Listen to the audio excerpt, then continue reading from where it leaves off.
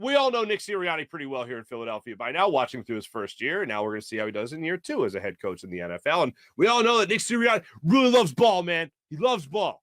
So you know he's really hyped up for a day like yesterday. And according to John Clark, this was the message from Nick Sirianni. I'm told Nick Sirianni's message to the Eagles in the team meeting tonight, meaning last night at the NovaCare Complex, is that they can't afford to look ahead to the playoffs or the Super Bowl. They have to continue to climb the mountain, progress. He reiterated Jalen Hurts' mantra, the rent is due every day. That's the message from Nick Sirianni yesterday. We all know that he had to be so incredibly hyped to address his team yesterday. And here's what I'm saying. Yesterday, after this show, I went over and did a hit with Fox 29, the lovely, the amazing Karen Happ, and the fantastic and devastatingly handsome Mike Jarek. And Mike Jarek actually gave me a lotto ticket. Did that go off last night, by the way? I didn't even see. I got to check that because I got to see if I won the lottery, whatever it might be. No strings attached, apparently. He just gave me the ticket without any, splitsies or anything like that. But I didn't even see it. Friend of the show, everyone's favorite writer from Inquirer.com, Mike Sealski, said Eagles Super Bowl, not out of the question. And he goes on to talk about how good this roster is. And when you think about Monday, and I was talking to our friend John Barchard about my cautious optimism about this Eagles team, I do think they're going to win the division. I have told you for at least a month now, I feel like the Philadelphia Eagles are going to win the NFC East. I think they're going to win a playoff game this year. And when I look at this roster, I see a complete team. The biggest question mark, I think, going into the season is what they do at strong safety. I mean, really, one of the safety positions.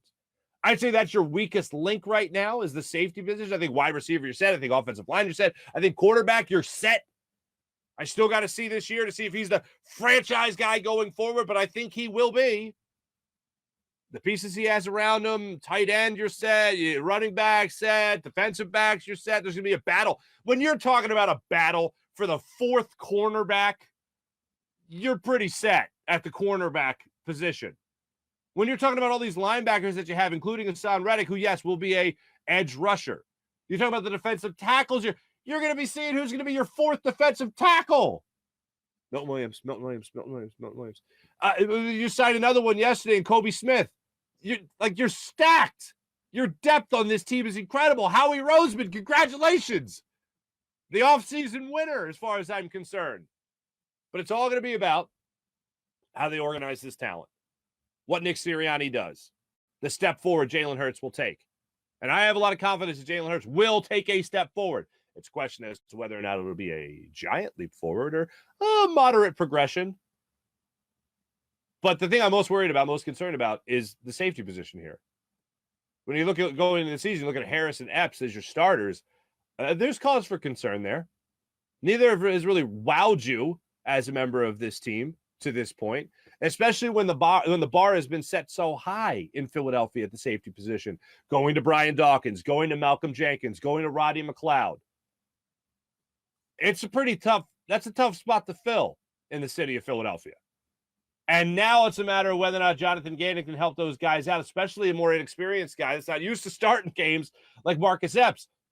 Will the safety position matter as much if you're more aggressive? I don't think so. Because obviously you're not giving the time to the quarterback to find guys downfield where the safeties are lurking. Deepest man on the field. But they're always telling the safeties.